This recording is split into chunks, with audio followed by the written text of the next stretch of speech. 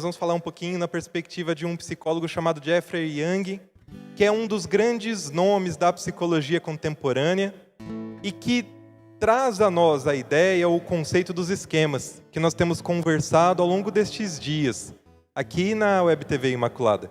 Veja, nós falamos sobre pessoas que têm modos de funcionamento, modos muito característicos de enxergar a vida, de lidar com as mais diversas situações, de reagir emocionalmente, de reagir fisicamente diante da contrariedade, diante dos relacionamentos. Isso tudo são os nossos esquemas, padrões de funcionamento, que surgem de onde? Surgem, segundo Jeffrey Young, no seu livro Reinvente a Sua História, Reinvente a Sua Vida, que eu recomendo desde já também, aqueles que querem se aprofundar neste assunto. E ele vai falar, os nossos esquemas são formados desde a infância, ao longo da adolescência, e vão se integrando à nossa personalidade, ao nosso jeitão de ser, ao longo de toda a nossa história de vida. E os esquemas vêm dos nossos temperamentos, e esse é o componente biológico da nossa personalidade. Todos já nascemos com um temperamento. Você olha duas crianças pequenas e elas têm temperamentos muito diferentes, não é assim? Sim. Mas para além dos nossos temperamentos, daquilo que a gente já nasce com, os nossos esquemas são construídos das nossas primeiras experiências de vida, as experiências iniciais, desde um momento, desde a vida intrauterina, até as nossas primeiras vivências já neste mundo, mas, sobretudo, de acordo com o quanto as nossas necessidades emocionais fundamentais, ele chama, são satisfeitas ou não, na relação com aqueles que nos são significativos. Pai, mãe, professores, cuidadores, parentes, amigos, todas aquelas pessoas que conviveram conosco, que ao longo do nosso relacionamento conosco, expressaram, transmitiram mensagens sobre o que pensavam de nós, sobre o que esperavam de nós, sobre o que pensavam sobre o mundo. E todas essas mensagens vão sendo assimiladas, vão sendo introjectadas pela criança e têm efeitos ao longo de toda a sua vida. Nessa tarde nós vamos olhar para quais são essas necessidades básicas emocionais, essas necessidades humanas fundamentais, para que no lidar com nossos filhos, no lidar com nossas crianças, com nossos alunos, nós consigamos promover a satisfação dessas necessidades. Nós consigamos construir ambientes nutritivos em que elas possam desenvolver um apego seguro, um vínculo positivo com o outro, com o mundo, consigo mesmas.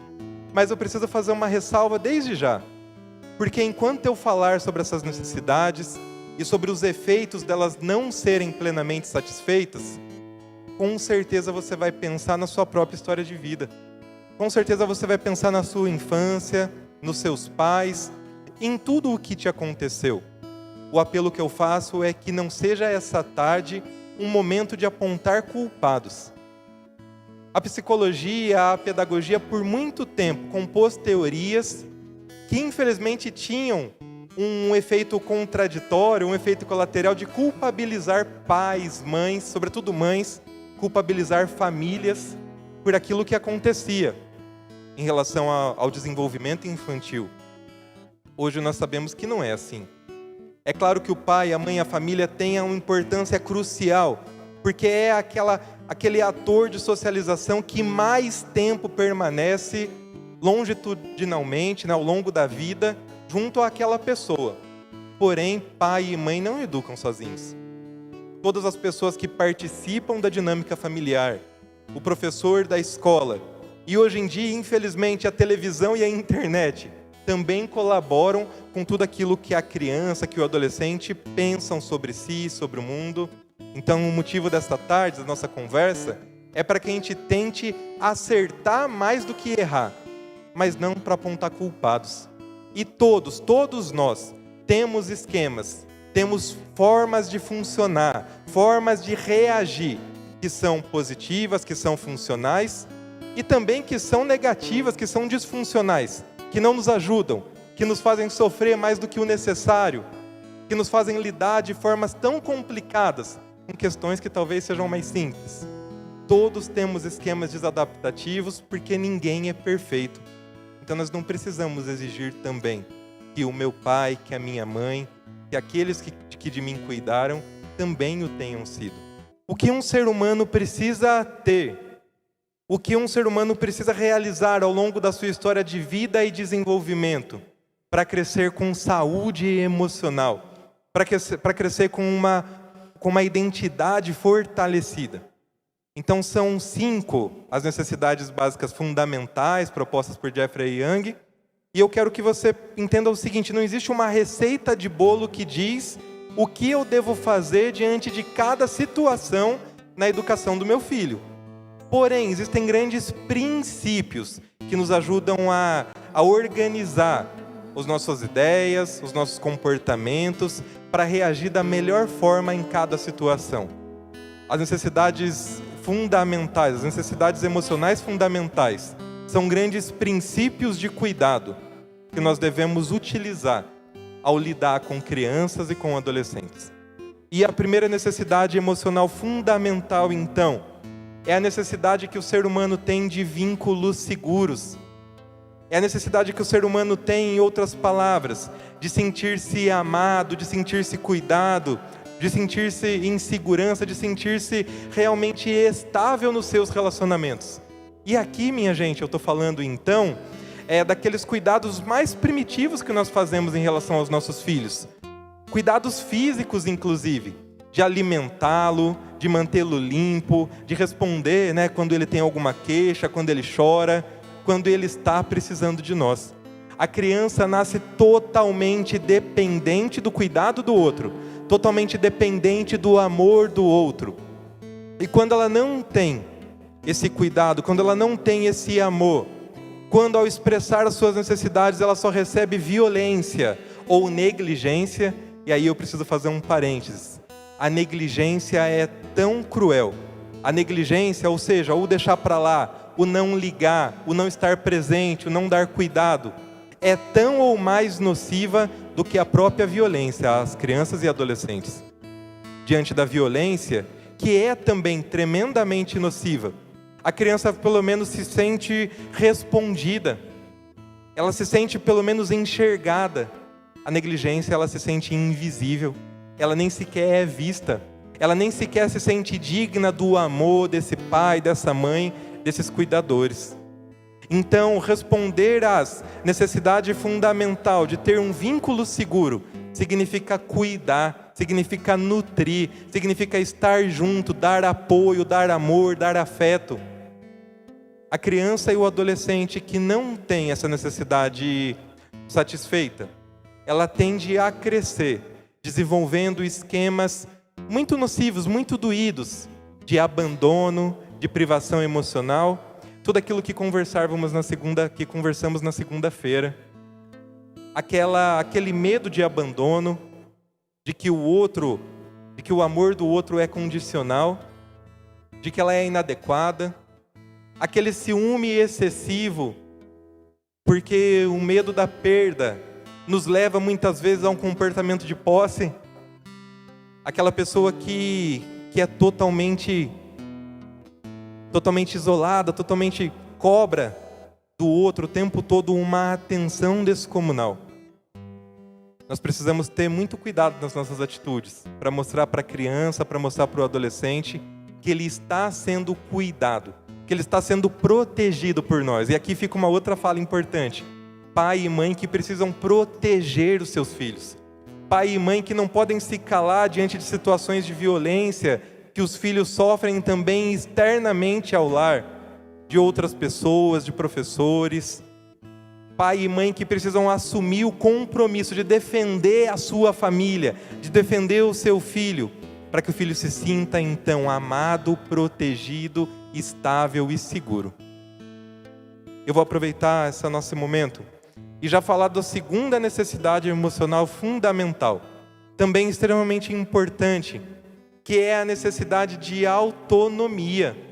Minha gente, ao mesmo tempo que nós precisamos proteger, como eu dizia agora, os nossos filhos, as crianças, nós precisamos também ajudá-las a assumir responsabilidades. Nós precisamos também ajudá-las a sentir que elas são competentes, a sentir que elas têm uma identidade e que a partir dessa identidade elas podem tomar decisões, elas podem fazer escolhas, elas podem ter realização pessoal e certo grau de independência. É claro, e olha só como é que é importante entender cada uma dessas necessidades, porque elas se relacionam. Dar autonomia ao nosso filho não significa deixá-lo totalmente independente antes da hora e que ele se vire com todas as coisas da vida, da escola, da casa, as suas decisões. Não.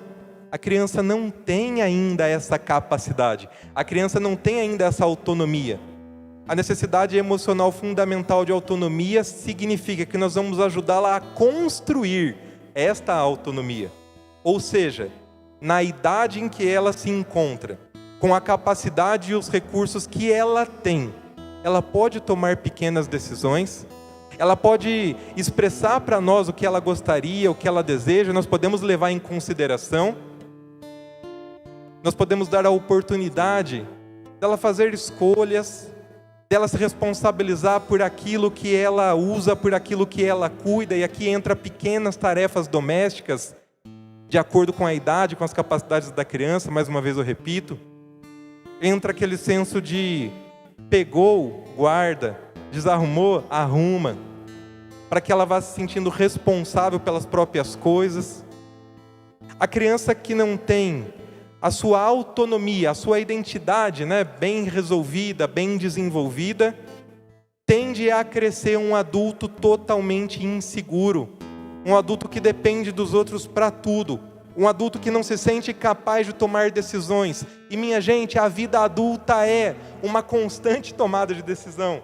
O mundo do trabalho exige de nós uma constante tomada de decisão, uma constante autonomia. É aquela pessoa que recorre a alguém para tudo, porque não tem coragem de dar um passo sozinho. É aquela pessoa que nos relacionamentos afetivos é tão insegura que não toma nenhuma decisão. Joga a decisão toda nas costas do outro, da esposa, do esposo. E aí, a hora que dá errado, mas foi você que decidiu. Mas foi você que fez assim.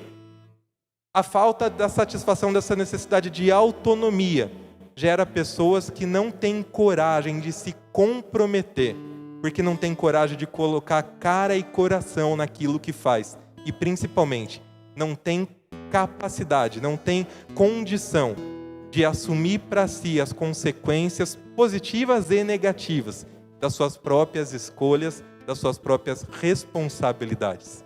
A criança que não recebeu amor, a criança que não sente amada, se torna um adulto que não sabe amar.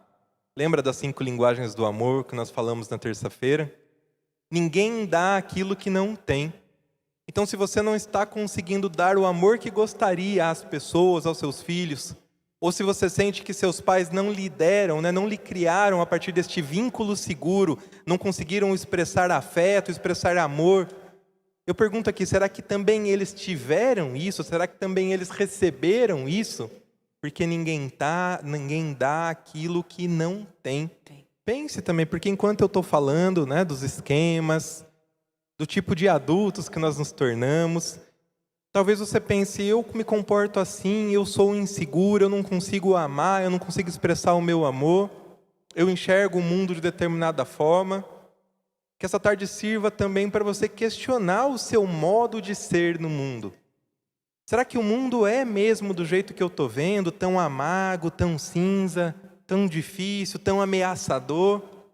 Ou será que eu não tive, ao longo da minha história de vida, condições de desenvolver-me enquanto um ser humano pleno, porque não tive satisfeitas as minhas necessidades emocionais fundamentais? Ouvir tudo isso, ouvir que o jeito que nós nos comportamos é processo, é resultado de uma história de desenvolvimento, é libertador, porque tira de nós aquele peso, aquela culpa de não conseguir ser aquilo que nós queremos ser, muitas vezes, porque de fato não é fácil. De fato, algo que foi construído ao longo de uma história de vida não vai se solucionar magicamente da noite para o dia. Mas o importante é que nem a psicologia quer, e nem a igreja assim o prega. seres humanos perfeitos, mas nós somos seres que estamos dando passos, que estamos nos construindo dia após dia. Nós falamos sobre a necessidade emocional fundamental dos vínculos seguros. Nós falamos sobre a necessidade emocional fundamental de autonomia. Vou conversar agora sobre mais duas necessidades fundamentais emocionais. E a terceira necessidade emocional fundamental, então, é a necessidade de liberdade de expressão e de validação emocional. Liberdade de expressão e validação emocional. O que é isso, Danilo? É a criança sentir, é o adolescente sentir que pode expor para nós aquilo que ela é, aquilo que ela sente. Sem querer, nós tolimos a capacidade das nossas crianças de serem elas mesmas. E isso é muito ruim. Principalmente porque a criança não tem obrigação de estar pronta, ela vai se construindo. E realmente em alguns momentos ela fala coisas que a gente não compreende muito bem. Mas não é por mal, não é para ofender.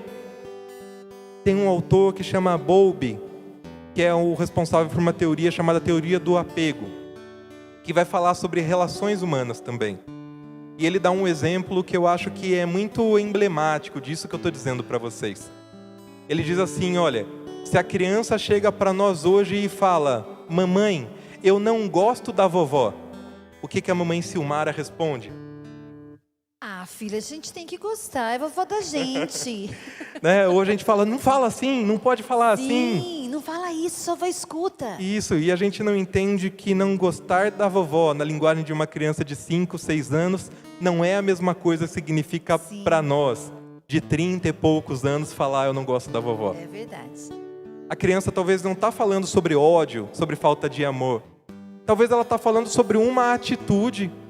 Talvez ela está falando sobre uma questão, algo que a vovó lhe disse, algo que a vovó lhe trouxe. E quando a gente fala, não pode falar assim, a criança não entende que não pode dizer para a gente sobre o que a vovó fez.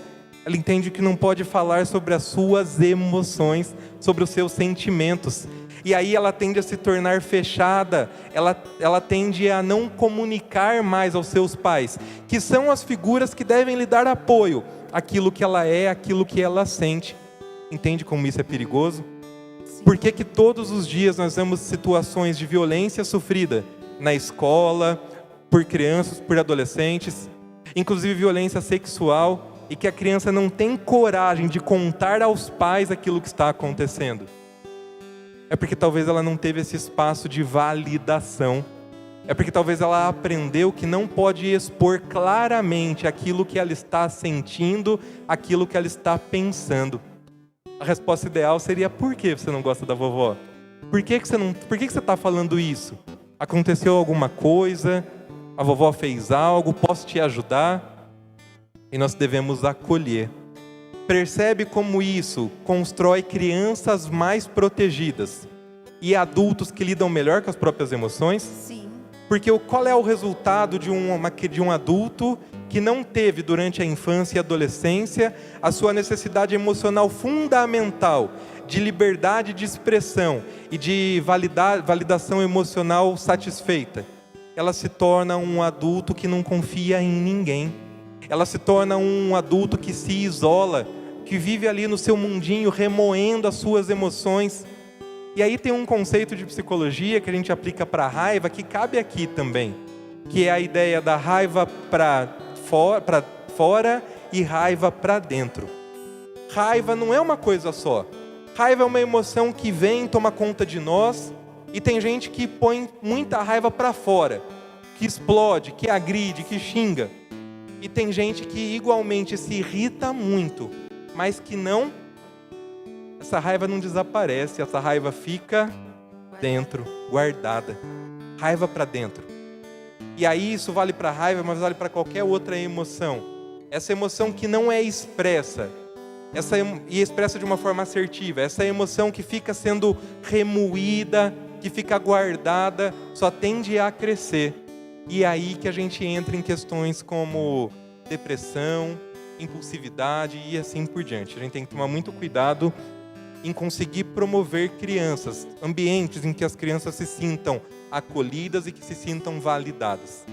E aí, relacionado a isso, nós temos a quarta necessidade emocional fundamental, que é a necessidade de espontaneidade e lazer. Ou seja, criança tem o direito de ser criança. E eu entendo, eu falava ontem sobre as cobranças da contemporaneidade, o de ser o mais preparado, o de trabalhar enquanto eles dormem, o de estudar enquanto eles descansam. E a gente está jogando essa cobrança sobre os nossos filhos e tentando prepará-los para o mundo, para o concurso, para o vestibular. E está tão longe. A gente arranca das nossas crianças a capacidade de serem crianças. Então eu vejo essa necessidade de espontaneidade e lazer é a capacidade da criança se mostrar feliz, de cuidar de si, de cuidar dos seus relacionamentos, de viver a ludicidade importante para o desenvolvimento da criatividade. Eu tenho visto crianças que têm uma agenda mais lotada do que de executivos. 8 horas inglês, 9 horas balé, 10 horas natação, 11 horas jiu-jitsu, 12 horas não sei o quê. E a hora de ser criança, e a hora de brincar, mais do que isso. Lembra que eu acabei de falar sobre validar a emoção da criança? Quanto eu tenho visto crianças que falam: mamãe, eu não quero, eu não gosto, eu não quero fazer balé. Mas a mãe põe no balé porque o balé era o sonho que a mãe teve e que não pôde realizar. Sim. Mas que o pai põe no violão porque o violão é o sonho que ele teve e não pôde realizar. E agora o meu filho vai realizar. Opa, mas será que o teu filho gosta? Será que a identidade do teu filho, que os interesses do teu filho são o violão, são o balé? A gente tem que parar de tentar realizar nos filhos os sonhos que nós não conseguimos em nós, na nossa própria história. A gente tem que parar de tratar a criança como mini adultos. E o que acontece com um adulto que não teve a sua necessidade de espontaneidade e de lazer satisfeita? Ela vive para corresponder aos papéis sociais. É aquela pessoa que tenta o tempo todo se enquadrar com perfeição.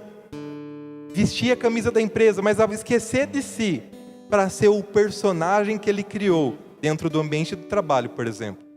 É aquela pessoa que tem um perfeccionismo exagerado, porque se uma vírgula sai daquilo que eu planejei, está tudo errado. Sim. É aquela pessoa que não consegue lidar com os contratempos, com os imprevistos da vida.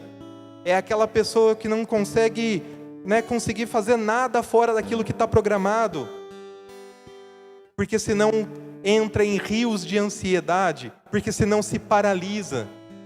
É aquela pessoa que não tem criatividade para inovar. E veja, diante da pandemia, que nos impôs novas rotinas, novos hábitos, o quanto foi importante ter criatividade para mudar a forma de fazer as coisas que nós sempre fizemos, porque senão a gente não conseguia fazer.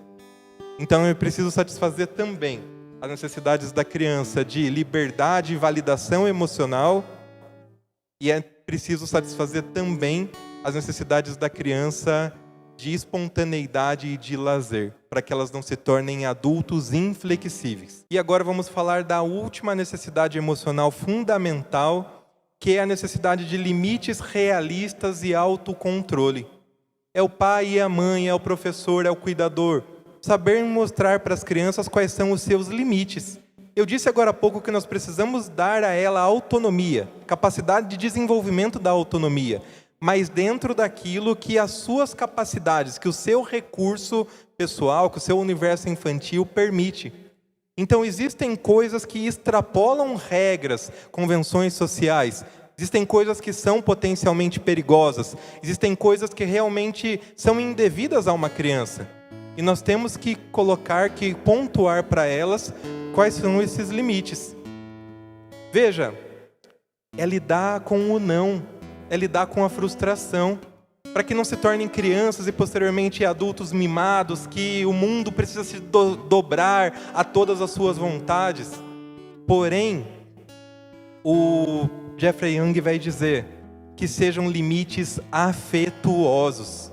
É conseguir pontuar qual é o limite, mas sem perder aquela primeira necessidade de expressão de amor, de afeto e de cuidado. É conseguir dizer não sem agredir. É conseguir colocar limites sem ser demasiadamente rígido e inflexível. Sem ser um pai tão rígido, que se torna distante. Tem um autor que escreve sobre o primeiro ano de vida, ele chama Spitz, e ele vai dizer assim, que a frustração é o catalisador do desenvolvimento humano, do desenvolvimento infantil. Em química, catalisador é aquilo que a gente coloca numa substância, numa reação, para que a reação acelere, para que ela aconteça mais depressa. Ou seja, a frustração faz com que as crianças amadureçam mais rapidamente, né? Lidar com frustração. E veja, minha gente, ser adulto significa lidar o tempo todo com frustração para conseguir lidar com os próprios insucessos, com os próprios fracassos, sem ruir, e para conseguir lidar com aquilo que é regra de convivência, regra social. Senão a gente fica o tempo todo desafiando, enfrentando, e aí a gente se coloca em perigo. Esse é o grande problema. Gente, limite não tem nada a ver com algo negativo. Limite não tem nada a ver com prisão. Limite é saber bem qual é o espaço que eu posso andar. Porque se eu ultrapasso esse espaço, eu posso correr risco, eu posso estar em perigo, eu posso sofrer. Mas dentro deste espaço, eu sei que posso me movimentar por tudo isso daqui. Eu sei que aqui eu posso me expressar com autonomia, com espontaneidade. Conhecer os nossos limites é fundamental para a nossa sobrevivência. Boa parte das doenças de saúde mental, inclusive da saúde física, são devidas a pessoas que não estão respeitando os próprios limites. É aquilo do equilíbrio que a Silmara falava há pouco. E eu digo mais, por que é importante que sejam limites afetuosos? Que eu consiga conversar com a criança e mostrar para ela o porquê das regras. Inclusive, quando eu era estagiário numa escolinha lá em Ribeirão Preto, a gente tinha uma atividade, uma sala que tinha muito problema de comportamento, de sexto ano, e uma das primeiras atividades que a gente teve foi conseguir combinar conjuntamente com as crianças quais seriam as regras de convivência. E a gente falava, olha, imagina uma cidade sem regra, o que pode acontecer? E aí elas falavam, então quais seriam as regras que para a nossa classe seriam importantes? E aí era tão bonitinho ver eles lá empenhados, construindo. Não pode dar soco, não pode não sei o quê. A moral da história é que isso não significa deixar as crianças fazer o que elas quiserem. O final da história surpreendente é que as regras que as crianças chegavam eram exatamente aquelas que nós queríamos que elas cumprissem. De respeito ao outro, ao espaço do outro, de não se apropriar de coisas que não são suas, de cuidar das suas coisas e assim por diante. Agora, porque não foi imposto, foi conversado, foi construído, elas respeitavam muito mais. Elas cuidavam, inclusive, opa, isso eu não posso fazer porque eu prometi que não ia. Qual é a diferença? Qual é a importância? É que aí a criança entende qual é o valor da regra. Veja bem, se você coloca um limite na criança pela força, pela autoridade, quando você está perto, a criança não faz aquilo. Mas quando você vira as costas da criança, faz. Quando o pai e a mãe são muito rígidos, você fala, não pode fazer isso, e eles estão ali e a criança não faz. Quando ela cresce um pouquinho e está com os amigos e os pais não estão por perto, ela faz. Ela se torna suscetível ao outro, porque ela conhece a regra, mas ela não introjectou a regra, ela não legitima o valor que está por trás da regra. Limites afetuosos significa ajudar as crianças a perceberem quais são os valores que estão por trás das regras que nós colocamos. Sem isso, ela obedece passivamente e se torna um adulto que obedece passivamente, mas que vai ter grande dificuldade depois de ser fiel aos próprios princípios, aos próprios valores. E digo mais, se a gente não expõe esses limites, se a criança se torna realmente a criança que faz o que quer, mimada, entre aspas, ela tende a se tornar um adulto com um esquema de superioridade.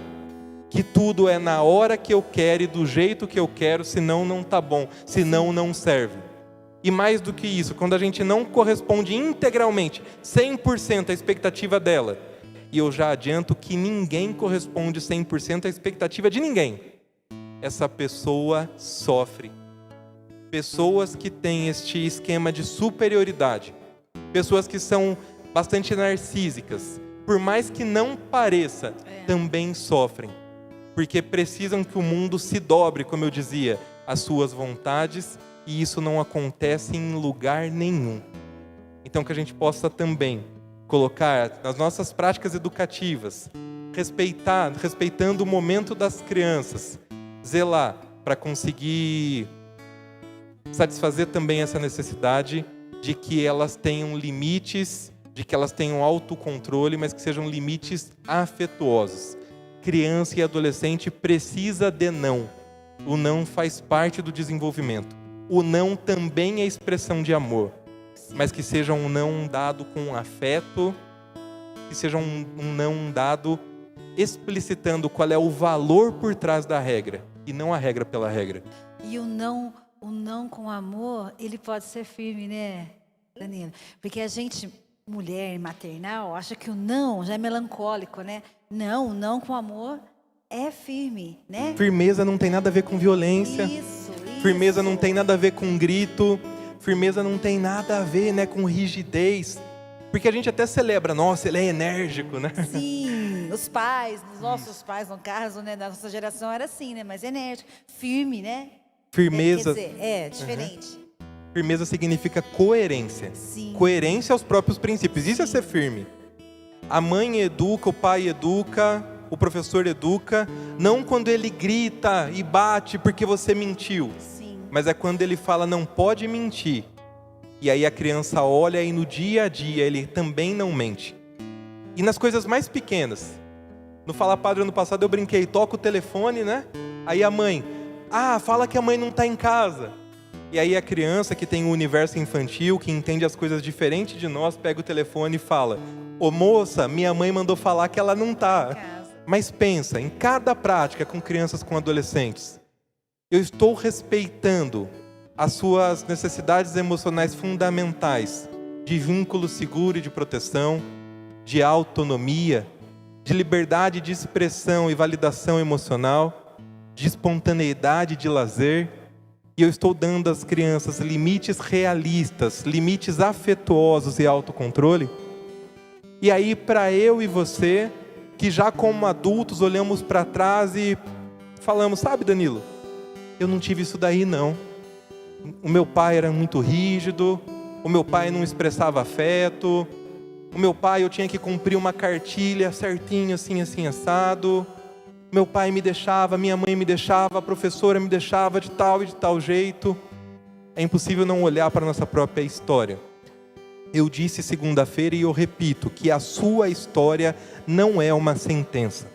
E que se você olha para trás e percebe que talvez não tenha se desenvolvido da forma como deveria, não tenha tido satisfeitas as suas necessidades, né, emocionais fundamentais.